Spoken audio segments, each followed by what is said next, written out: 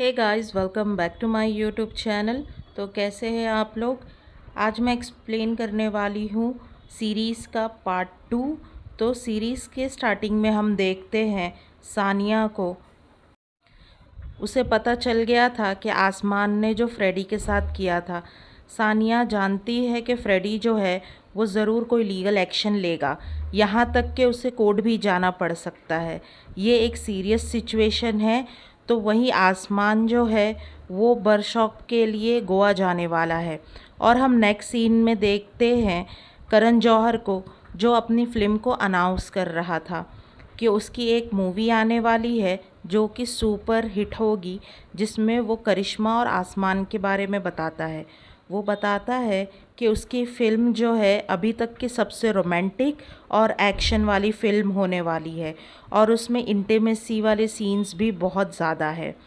करण जौहर जो भी बोल रहा था वो सब कुछ अजय तलवार टीवी पे देख रहा था, जिसे बिल्कुल भी अच्छा नहीं लग रहा था। उसे इंटीमेसी वाले सीन से कोई प्रॉब्लम नहीं था, मगर उसे आसमान से प्रॉब्लम था। फाइनली आसमान और परवेज़ गोवा पहुंच जाते हैं। उनकी मुलाकात होती है करिश्मा से, वो जो अपने बॉडीगार्ड के साथ यहाँ आई थी। वहाँ पहुँचते ही करिश्मा करण जौहर को कॉल करती है और उससे पूछती है कि आखिरकार वो यहाँ उन्हें सिखाने कौन वाला है। तो करण जौहर उसे बताता है कि उन्होंने एक ऐसे बंदे को हायर किया है जो कि तुम्हारे इन बोल्ड सीन्स में तुम्हारी बहुत मदद कर सकता है। जिसके बाद करण जौहर आसमान से बात करता है। वो उससे पूछता है कि सुना है तुमने फ्रेडी के साथ मिलकर 3 फिल्में साइन की है। लेकिन आसमान बताता है वो सारी चीज़ें सॉर्ट हो चुकी है, लेकिन करण को मालूम है कि सब कुछ ठीक नहीं हुआ है। जिसके बाद हम देखते हैं मुंबई में अवतार को, जो कि चुपचाप एक जगह पर बैठा हुआ था कि तभी यहाँ पर चरस सक्सेना आता है। अवतार ने जब चरस सक्सेना को देखा तो सोच में पड़ गया कि इस बंदे को पहले तो कभी देखा है, जैसे कि हर एक इंसान सोचता है।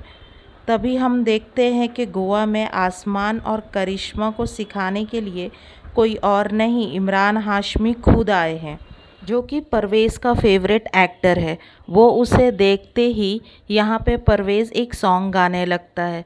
वो इतना इमोशनल हो जाता है कि वो उसे देखते रह जाता है। पर इमरान हाशमी उसे साफ कह देते हैं कि आगे से कोई भी गाना मत गाना, क्योंकि बहुत बेसुरा गाते हो। जिसके बाद हम देखते हैं कि इमरान हाशमी आसमान को और करिश्मा को उनके सीन्स के बारे में बताने लग जाते हैं। तभी हम देखते हैं अवतार को, जो कि मुंबई की सड़कों पे घूम रहा था। तभी वो देखता है कुछ लड़के डांस कर रहे हैं एक गाने पे, जो कि सॉन्ग कोई और नहीं उसका ही सॉन्ग था। और वो देखकर वो बहुत खुश हो जाता है। भले ही वो रिमिक्स था, पर ये सॉन्ग तो था अवतार का ही। और वो फाइट करने के लिए आगे आ जाता है। वो लड़के भी आगे आकर रफ्तार को मारने की कोशिश करने वाले थे कि तभी यहाँ पर चरस सक्सेना आ जाता है। वो लड़कों को डराता है और वो लड़के यहाँ से डर के भाग जाते हैं। तो इस तरह से जरस और अवतार की दोस्ती हो जाती है। दोनों इस इंडस्ट्री में 15-20 साल पुराने हैं, लेकिन उन दोनों को ही काम नहीं मिल पाया है। जब अवतार अपने घर पहुंचा तो उसकी मुलाकात सानिया से हुई। सानिया उसे कहती है कि मैंने तुम्हारा सॉन्ग बेच दिया है, और वो उसे पैसे भी देती है कि इस सॉन्ग को एडम ने रिमिक्स किया है। क्लासिकल सॉन्ग को उसने एक डीजे वाले सॉन्ग में बदल दिया है, उसे यूट्यूब पर भी डाला है और तुम्हारा नाम भी मेंशन किया है। ये सुनकर अवतार खुश हो जाता है। तभी यहाँ पर एडम भी आ जाता है और सानिया उसे कहती है कि तुम दोनों चाहो तो मिलकर बहुत अच्छा एल्बम बना सकते हो, क्योंकि अवतार को क्लासिकल म्यूज़िक और सॉन्ग की काफ़ी अच्छी नॉलेज है, और वहीं एडम जो है उसे डीजे की बहुत अच्छी नॉलेज है। तुम दोनों मिलके बहुत अच्छा एल्बम बना सकते हो।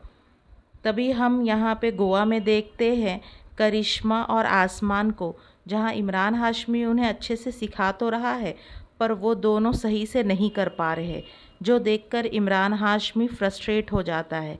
वो उन्हें कहता है कि तुम दोनों एक साथ रहो कुछ दिन के लिए, ताकि तुम दोनों एक दूसरे को अच्छे से समझ पाओ और एक दूसरे के साथ अच्छे से एक्टिंग कर पाओ। इमरान हाशमी चाहता था कि दोनों के बीच सारी फीलिंग्स और इमोशन बाहर आए, लेकिन ये दोनों इस चीज़ को सीरियस ही नहीं ले रहा था, जिस वजह से इमरान हाशमी इन दोनों पर काफ़ी गुस्सा करता है। जब दोनों साथ में बैठे हुए थे तो आसमान नोटिस करता है कि आसमान करिश्मा के पैर में चोट लगी है। तब आसमान करिश्मा के पैर को चोट को ठीक करने लगता है और उनके बीच में एक कनेक्शन बन चुका था। जैसे ही दोनों किस करने वाले थे कि वहाँ पे इमरान हाशमी आ जाता है और अब इन दोनों को कहता है कि मेरा काम अब ख़त्म हो चुका है, अब मुझे तुम्हें सिखाने की कोई ज़रूरत नहीं है, क्योंकि मैं यहाँ पर इसीलिए आया था। अब जाते जाते वो दोनों से मिलता है और यहाँ से चला जाता है। और अगले अगले दिन हम देखते हैं कि जब रेस्टोरेंट में वो दोनों खाना खा रहे थे, तब करिश्मा के गले में एक हड्डी फंस जाती है, जो देखकर सभी लोग हैरान थे और आसमान तो डर गया था। तब परवेज़ के कहने पर उसने उसे पीछे से धक्का देकर वो हड्डी को बाहर निकालने की कोशिश की, लेकिन जिस तरीके से वो हड्डी निकाल रहा था, ये सारी चीज़ें वहाँ पे खड़ा एक कैमरामैन शूट कर रहा था। उसने उनकी वीडियो बना ली और एक फ़ोटो भी, जो कि वो एंगल से कुछ अलग ही लग रहा था। उसके बाद डे हम देखते हैं अजय तलवार के घर पे समीर की पूरी फैमिली खाने पर आई हुई थी। थोड़ी देर के बाद ही करिश्मा भी आने वाली थी। सभी लोग जब यहाँ पर बैठकर खाना खा रहे थे कि तभी न्यूज़ चैनल पर करिश्मा और आसमान की एक वीडियो वायरल हो जाती है। उस वीडियो में आसमान तो करिश्मा के गले की हड्डी निकाल रहा था, लेकिन लोग उससे कुछ और ही समझ बैठे। करिश्मा का बॉयफ्रेंड समीर जब ये देखता है तो वो तो पूरी तरीके से बौखला जाता है। और यहाँ अजय तलवार का भी यही हाल था। वो अपनी पत्नी को इतनी बुरी तरीके से चिल्लाता है, क्योंकि इस तरीके की हरकत वो भी सभी के सामने अच्छी बात नहीं है। दूसरी तरफ करहन जौहर को ये बात मालूम चल चुकी है कि आसमान ने फ्रेडी की 3 फिल्में साइन की है। करण जौहर उसे 24 घंटे का टाइम देता है कि अगर 24 घंटे के अंदर उसने ये सारी चीज़ें सॉर्ट नहीं की तो वो उसे इस फिल्म से बाहर निकाल फेंकेगा। करिश्मा जब अपने घर पहुंची तो अब करिश्मा की बात बिना सुने ही उसके घर वाले उससे बहुत बुरी तरीके से चिल्लाने लगते हैं। लेकिन जब यहाँ करिश्मा को बोलने का मौका मिला तो वो अपने घर वालों को बहुत सुनाती है और कहती है कि आसमान ने उसकी लाइफ बचाई है, वो मरते मरते बची है। ये वीडियो जो है वो सारे न्यूज़ चैनल पर फैल चुकी है, इसलिए आसमान की माँ भी उसे बहुत चिल्लाती है। आसमान को इस वीडियो का कोई टेंशन नहीं था। अगर टेंशन था तो फ्रेडी की उन 3 फिल्मों का, कि आखिरकार उस कॉन्ट्रैक्ट पे उसका साइन है। फ्रेडी के उन 3 फिल्मों की वजह से वो करण की फ़िल्म नहीं कर पाएगा। करण ने उसे चेतावनी भी दे दी है, पर फ्रेडी का तो पीछे हटने का सवाल ही पैदा नहीं होता। कि तभी हम देखते हैं फ्रेडी को, जो कि मसाज करवा रहा होता है और उसने ठान लिया है कि वो आसमान की पूरी ज़िंदगी ख़राब कर देगा। कि तभी यहाँ पर गफ़ूर भाई के कुछ लोग जो है वो फ्रेडी के पास आते हैं। वो उसे बुरी तरीके से पीटने लग जाते हैं और कहते हैं कि हमारे पास एक कॉन्ट्रैक्ट है जो उस पे साइन करना पड़ेगा। दरअसल वो यहाँ पर वही आसमान के कॉन्ट्रैक्ट पेपर लेकर के आए थे, ताकि वो उसे डील को कैंसिल करवा सके। फ्रेडी को यहाँ पर बुरी तरीके से बांधा गया था। वो समझ गया था कि वो यहाँ उनसे बच नहीं सकता और उसके पास एक ही रास्ता है, उसे उस कॉन्ट्रैक्ट पे साइन करना ही होगा। और वो फिर उस कॉन्ट्रैक्ट पे साइन कर देता है। तब हम नेक्स्ट डे देखते हैं फ्रेडी को, जो नेक्स्ट डे अजय तलवार के पास जाता है और उसे वो सारी चीज़ें बताता है। अजय तलवार उसे कहता है कि आसमान को तो मैं करण जौहर की फ़िल्म से निकाल के रहूँगा। अगर आसमान करण जौहर की फ़िल्म करेगा तो मैं तेरी फ़िल्म नहीं करूँगा। ये सुनकर फ्रेडी डर जाता है वो कहता है कि मेरा सारा पैसा जो है वो साइलाब 2 में लगा हुआ है, अगर तू फिल्म नहीं करेगा तो वो सड़क पर आ जाऊंगा। उस मेरी 30 साल की मेहनत पूरी तरीके से ख़राब हो जाएगी। लेकिन अजय तलवार को इससे कोई फ़र्क नहीं पड़ता था। उसे तो आसमान को करण जौहर की फ़िल्म से निकालना था। दूसरी तरफ हम देखते हैं गफ़ूर भाई की बहुत सारे लोगों को जो मुंबई के इलाके में थे और मुंबई आने वाले थे, जिसके बाद गफ़ूर भाई यहाँ आ जाते हैं जो कि बहुत बड़े गैंगस्टर है। वहीं आसमान का घर जो है वो पूरी तरीके से सूना था, क्योंकि फ्रेडी के कॉन्ट्रैक्ट की उन्हें बहुत फ़िक्र थी कि तभी यहाँ पर परवेज़ आता है और वो आसमान को एक कॉन्ट्रैक्ट पेपर देता है जिस पे फ्रेडी के साइन थे। ये देखकर तो वो सभी लोग बहुत खुश हो चुके थे, लेकिन परवेज़ ने ये सब कैसे किया उन्हें समझ नहीं आ रहा था। परवेज़ यहाँ बताता है कि उसने तो बस फ्रेडी से बस शांति से बात की और वो तुरंत मान गया। थोड़ी देर के बाद यहाँ पर एडम और अफ्तार भी आ जाते हैं। वो बताते हैं कि वो दोनों साथ में काम करने वाले हैं तुम्हारी ही फिल्म में। और अब तो सब कुछ घर में बिल्कुल ठीक हो रहा था, खुशी का माहौल था और इसीलिए आज रात वो पार्टी करने वाले थे। पार्टी में आसमान करिश्मा को भी बुलाना चाहता था। जब करिश्मा अपने घर से निकल रही थी कि तभी अजय तलवार उसे रोक लेता है और कहता है कि समीर और उसकी फैमिली जो है वो आज रात उनके घर पे डिनर पे आने वाली है, इसलिए तुम कहीं नहीं जा सकती। इसलिए करिश्मा वो कैंसिल कर देती है। सुनकर आसमान को दुख हुआ और तभी परवेज़ की नज़र पड़ती है सानिया की तरफ, जो कि एक लड़की को किस कर रही थी। तभी उसे पता चला कि सानिया तो लेस्बियन है और तभी वहाँ पर आसमान उसे कहता है कि क्यों तू मत देख उसकी तरफ। और परवेज़ कहता है उसकी जो मर्ज़ी है वो कर सकती है। दूसरे दिन हम देखते हैं फ्रेडी का दिवालिया एकदम नज़दीक है। उसके पास बस 3 दिनों का समय बचा है, जिसके बाद उसकी पूरी कंपनी पूरी तरीके से तबाह हो जाएगी और ये कंपनी है जो चिंतामणि के नाम हो जाएगी। फ्रेडी को अपनी कंपनी बचाने के लिए उसे क्या करना है उसे कुछ समझ नहीं आ रहा है। तो वही अवतार जो है वो एडम के साथ मिलकर म्यूज़िक बनाने लगता है। यहाँ पर अवतार जो है वो क्लासिक सॉन्ग बनाता है और एडम उस सॉन्ग को बहुत अच्छी तरीके से रिमिक्स कर देता है डीजे में। और आसमान और करिश्मा को अपने एक्टिंग क्लासेस के लिए करण सर के ऑफिस जाना था। जब वो करिश्मा के घर से निकलने ही वाले थे कि तभी वहाँ पर अजय तलवार आ जाता है। अजय तलवार को बिल्कुल भी अच्छा नहीं लगता है कि करिश्मा आसमान के साथ रहे, इसलिए वो उन दोनों से कहता है कि वर्कशॉप वाला काम हमारे घर के भी रह के कर सकते हो। हमारा घर भी बहुत अच्छा स्टाफ है और अच्छी सारी फैसिलिटीज़ है, तुम यहीं पर काम करो।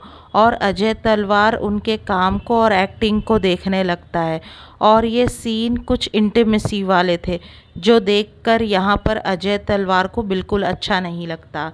इस तभी हम देखते हैं कि अजय तलवार का एक फ़ैन जो है वो फ़ैन से कूदते हुए अंदर आ जाता है।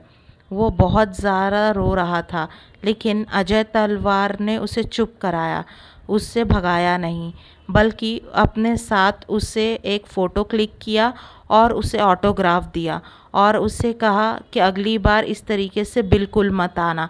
ये देखकर आसमान को बड़ा अच्छा लगा कि अजय तलवार जो है वो अपने फैंस को लेकर कितने हम्बल है।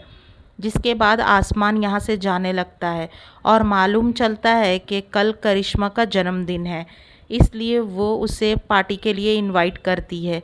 अब अगली सुबह जब अजय तलवार की मुलाकात करण जौहर से हुई तो यहाँ पर अजय तलवार करण जौहर से कहता है कि तुम्हारे स्क्रिप्ट में बहुत सारे बोल्ड सीन्स है, इंटीमेसी है, मैं चाहता हूँ कि तुम उन्हें थोड़ा कम कर दो। लेकिन करण जौहर कहता है कि आज तक ऐसा कभी नहीं हुआ कि उसकी स्क्रिप्ट से छेड़छाड़ की जाए, वो ना ही आगे कभी होगा। ये सारी चीज़ें सुनने के बाद अजय तलवार को बिल्कुल समझ नहीं आता कि करना क्या है। तभी उसके दिमाग में एक आइडिया आता है कि क्यों ना समीर को इन सब के बीच में लाया जाए। क्योंकि आज करिश्मा का जन्मदिन है, इसलिए वो कुछ अलग करने वाला था। अब सोडा वाला प्रोडक्शन कंपनी में ही जीजी भाई की मुलाकात होती है चरस सक्सेना से। जीजी भाई दरअसल चरस सक्सेना के सामने सारी चीज़ें बता देता है कि दरअसल करण जौहर के साथ आसमान जो फिल्म कर रहा है वही असली फसाद की जड़ है। क्योंकि आसमान अगर करण जौहर की फ़िल्म करेगा तो अजय तलवार यहाँ फ्रेडी की फ़िल्म नहीं करने वाला।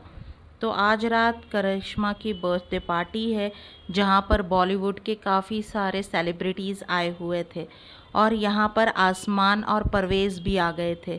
थोड़ी देर के बाद ही करिश्मा की मुलाकात होती है बॉलीवुड के बहुत बड़े सुपरस्टार सलमान खान से, जो कि करिश्मा को जन्मदिन की बधाई देते हैं और यहाँ से चले जाते हैं। अब आसमान करिश्मा से मिलता है, वो उसके लिए एक गिफ्ट लेकर आया था और अजय तलवार की पूरी नज़र है आसमान और करिश्मा के ऊपर। आसमान ने जो गिफ्ट लेकर आया था वो एक चेन था। आसमान उसे पहनाता भी है और फिर थोड़ी देर के बाद ही समीर यहाँ पर स्टेज पर बुलाता है। वो केक काटते हैं और फिर थोड़ी देर के बाद ही समीर जो है करिश्मा को शादी के लिए प्रपोज़ करता है। यहाँ पर करिश्मा कुछ समझ नहीं पाती कि क्या करना है। बहुत सारे पब्लिक थी और वो रिलेशनशिप में भी थी, इसलिए ना चाहते हुए भी उसे हाँ बोलना पड़ता है, जबकि करिश्मा का बिल्कुल भी मन नहीं था। लेकिन ये सारी चीज़ें देखते हुए आसमान को बहुत ज़्यादा बुरा लगा, क्योंकि वो करिश्मा को पसंद करने लगा था। वो चुपचाप यहाँ से चला जाता है। घर पहुंचकर भी वो बहुत ज़्यादा उदास था। सभी लोग उसे सहारा देने की कोशिश करते हैं, लेकिन तभी सानिया उसे एक गुड न्यूज़ देती है कि फ़िल्म फेयर अवार्ड शो में तुम्हें बेस्ट एक्टर के लिए नॉमिनेट किया गया है। ये सुनकर सभी लोग बहुत खुश हो जाते हैं और आज रात पार्टी करने की डिमांड रखते हैं। अवतार भी यहाँ पर मौजूद था और वो भी चाहता था कि इस पार्टी में वो अपने दोस्त को भी शामिल करे।